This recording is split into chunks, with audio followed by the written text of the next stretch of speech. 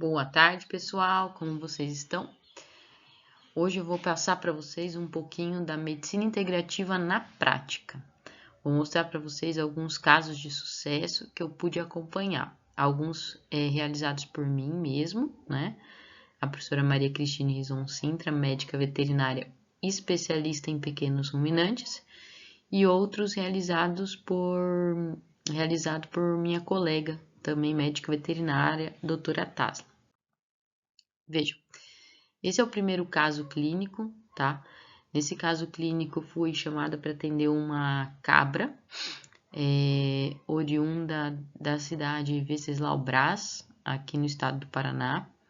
Fui até a propriedade, o produtor já havia perdido em torno de 20 cabritos, tá? Em torno ali dos seus 60 dias de vida. Cheguei, essa aqui é a Sunny, tá? Ela estava convulsionando, não ficava mais em pé, apática, e minhas suspeitas de diagnósticos presuntivos eram polencefalomalácia, uma deficiência bem importante em pequenos ruminantes, e a CAI, que é a encefalomielite caprina, uma doença viral. Trouxe a Sunny para atender aqui na clínica veterinária da Unicesumar Escola, aqui em Curitiba, e ela ficou conosco internada por mais ou menos 2 meses, tá? Então aqui vou mostrar para vocês o vídeo, ela no segundo dia que ela chegou, já conseguindo se manter em pé, né? Vale ressaltar que eu atendo todos os meus pacientes junto com o meu grupo de estudo, né? Que é o GER, grupo de estudo de equinos e ruminantes, onde eu tenho inclusive o projeto do InspiraChip, as ovelhinhas terapeutas. Então, essa cabra estava 100% atáxica, com ataxia, convulsionando e com déficit proceptivo, ou seja, ela não conseguia se manter em pé. Com o passar dos dias, nós fomos fazendo o tratamento, tanto para polencefalomalácia quanto para a CAI, né, a encefalite caprina, e coletamos exame e positivou para os 2 diagnósticos, né. Na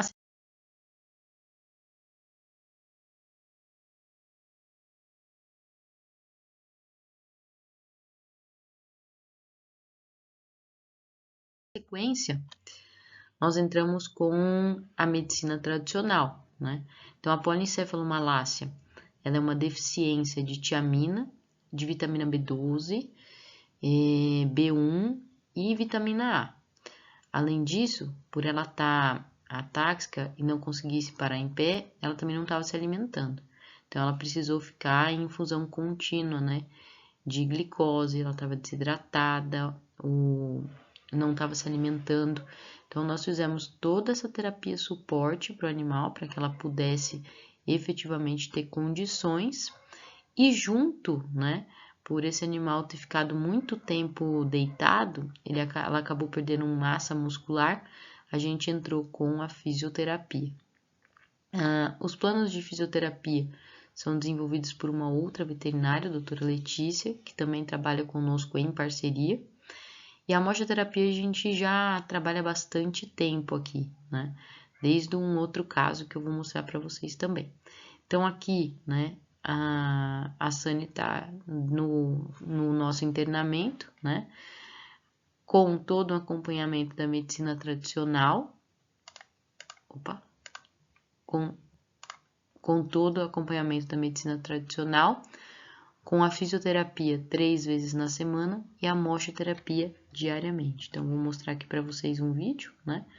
Sempre recebendo muito amor, sempre com muito respeito, né? E as alunas, então, aqui realizando essa prática da mostroterapia em todas as lesões que ela tinha de decúbito, menos nos olhos, né? Porque a temperatura ia ser muito, muito alta ali na região de olho. Então, por ela ter ficado deitada por muito tempo, ela começou a fazer lesões de decúbito.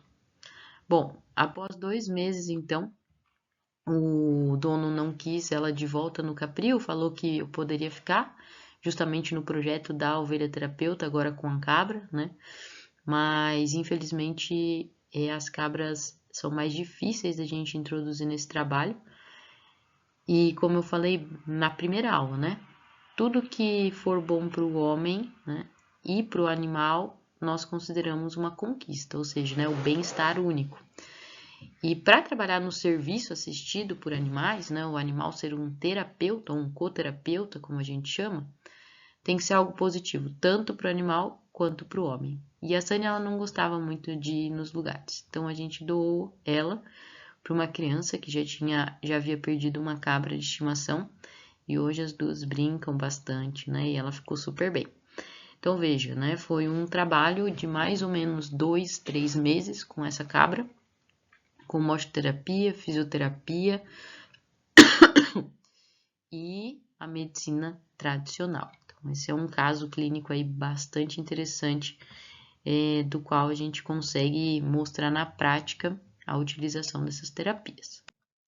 Bom, o segundo caso, né, um caso de uma cordeirinha chamada Pimenta, né, a Pimenta, ela nasceu na região dos Campos Gerais, em Castro. Com um dia de vida, ela apresentou paralisia de membros posteriores, né. Nós pensamos que pudesse ser diversas coisas, mas uma delas que a gente pensou que pudesse ser foi trauma. Então, eu estava na propriedade no dia que ela nasceu e eu trouxe ela também aqui para a clínica veterinária escola da Unicesumar. E ela se alimentava bem, a gente pôs ela na mamadeira, ela se alimentava bem, ela só realmente não conseguia andar com os membros posteriores. Veja que já é uma foto dela um pouquinho maior, né? A gente foi adaptando ela, além de andar ali com a corda, que também fazia uma fisioterapia, a gente fez uma cadeirinha de rodas, né? E começamos então a cuidar da Pimenta. O primeiro diagnóstico que nós achamos que pudesse ter sido foi trauma, mas fizemos uma radiografia e não acusou nada, mas na palpação a gente sabia onde ela sentia bastante dor. Fizemos uma parceria com a Bionostic, um laboratório aqui em Curitiba, e submetemos então essa cordeirinha a uma ressonância, a um exame, de tomografia. E no exame de tomografia, nós vimos algo raro, né? Nunca diagnosticado e relatado na medicina veterinária, que foi a presença de uma malformação congênita, né? Que nós chamamos de hemivértebra, muito comum em cães da raça braquicefálico.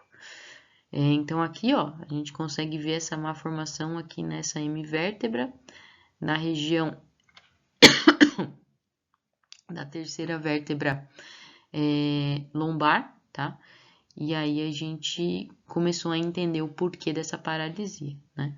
Então, toda a inervação passa no canal medular e essa hemivértebra impede essa passagem correta e dessa forma, em membro posterior, ela não conseguia ter a movimentação que ela precisava. Bom, nós fizemos também a mochoterapia, era feita 3 vezes na semana, né? Então aqui vocês conseguem visualizar bem, né? E ela gostava, ficava bem quietinha. E na sequência, né?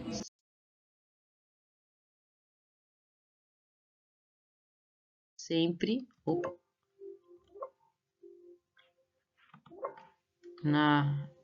a gente também fazia nela a acupuntura, como vocês puderam ver ali na foto anterior.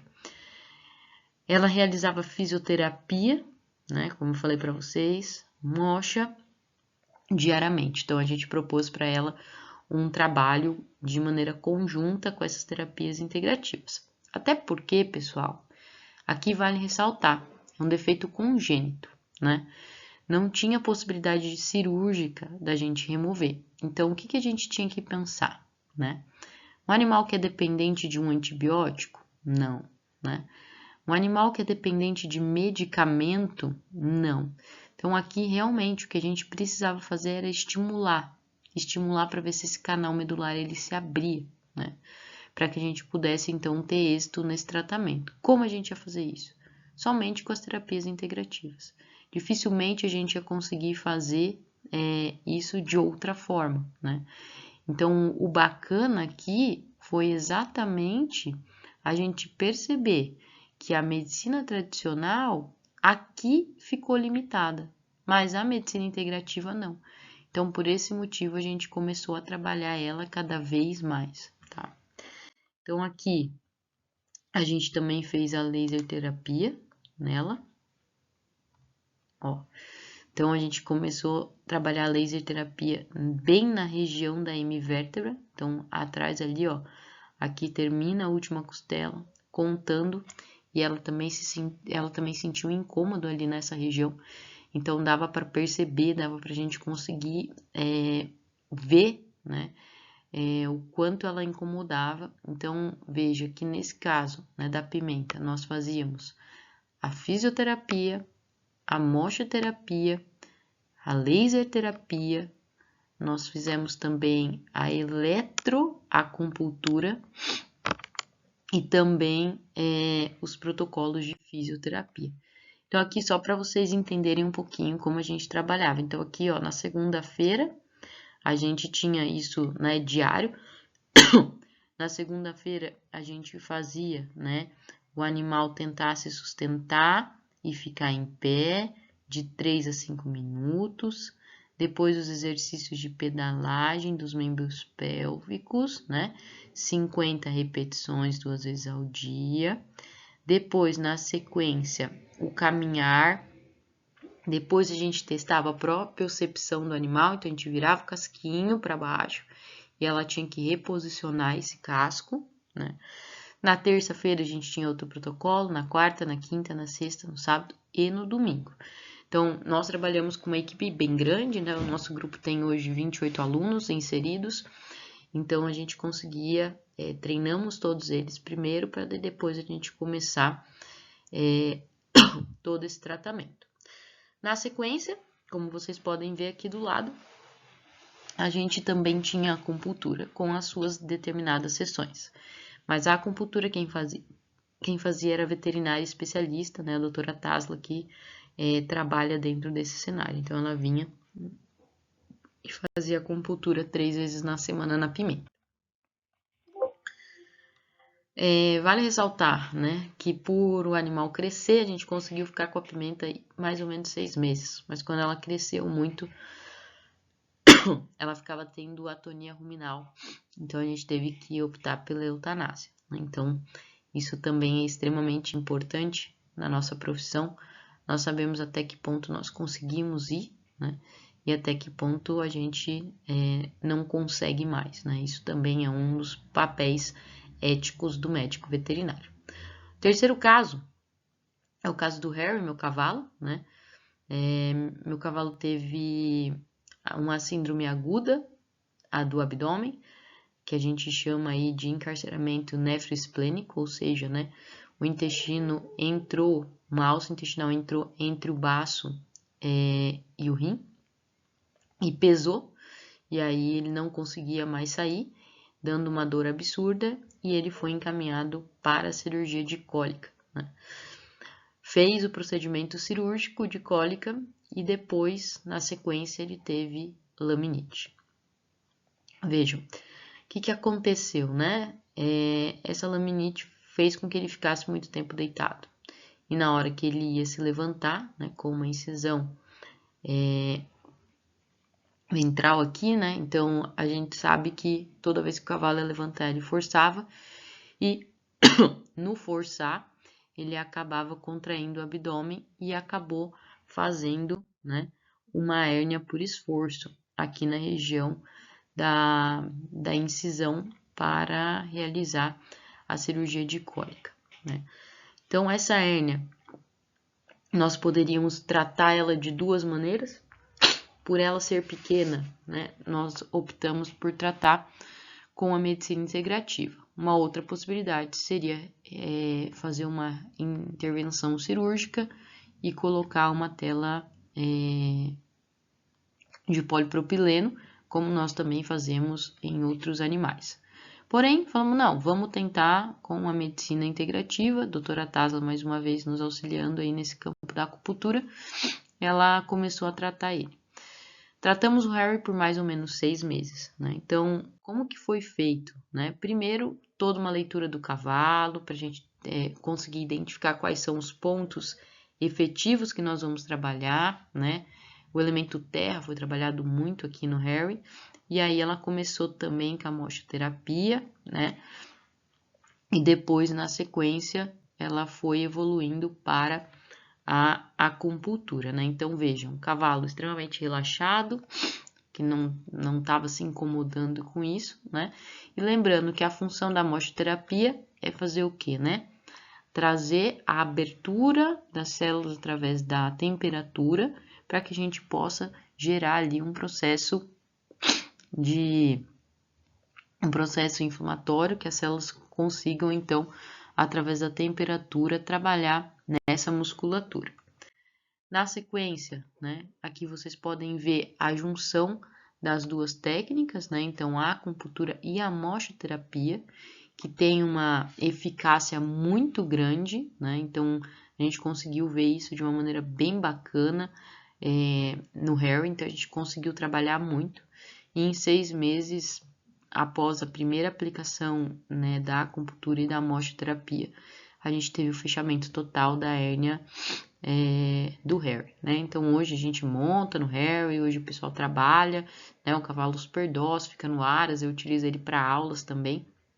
E a gente pôde então verificar mais um caso de sucesso quando a gente fala aí das terapias integrativas. Bom, pessoal, passei para vocês alguns exemplos práticos. Vocês também têm algumas atividades para fazer, né, em relação à nossa disciplina. Nós vamos trabalhar agora com uma aula online na sequência. Né? Então, queria deixar para vocês aqui que a medicina integrativa não representa a substituição da clínica convencional, mas uma ampliação, né, do olhar sobre o paciente, onde a gente une a ciência, né, e a inovação. E quando a gente integra essas terapias, essas práticas que estão baseadas já em evidência, né, a gente não oferece apenas tratamento para os animais, a gente também oferece qualidade de vida, bem-estar, novas perspectivas. Novas perspectivas, novos cuidados. E é o que a gente quer, né? A gente quer que os nossos pacientes tenham qualidade de vida. Então, o desafio, né, nosso é transformar todo esse nosso conhecimento numa prática responsável, ética, consciente, construindo cada vez mais uma medicina veterinária completa, passiva e preparada para o futuro. Então, o que eu queria deixar de mensagem para vocês, né? Olhem o indivíduo como um ser único, né? Olhe a saúde como algo integrada e pensem sempre, né? Como esse animal está lidando com todas as mudanças que estão aqui. Em todos os casos que nós conversamos aqui de sucesso, exceto da pimenta, eu falei sobre a responsabilidade de saber até onde nós podemos tratar um paciente. E isso é tornar o tratamento ético. Então, nós precisamos ter essa consciência. E essa consciência vai levar a nós e o nosso paciente ter o que nós chamamos aí de qualidade de vida. E isso gera, né, o que nós chamamos também, iniciamos a disciplina discutindo, de bem-estar único. Tá ok? Espero que tenham gostado aí dessa parte inicial da nossa aula e façam as atividades pensando, né, e olhando essa medicina integrativa como uma visão holística, como um mundo à parte, mas um mundo conjunto, né, do que nós temos hoje de medicina tradicional. Muito obrigada!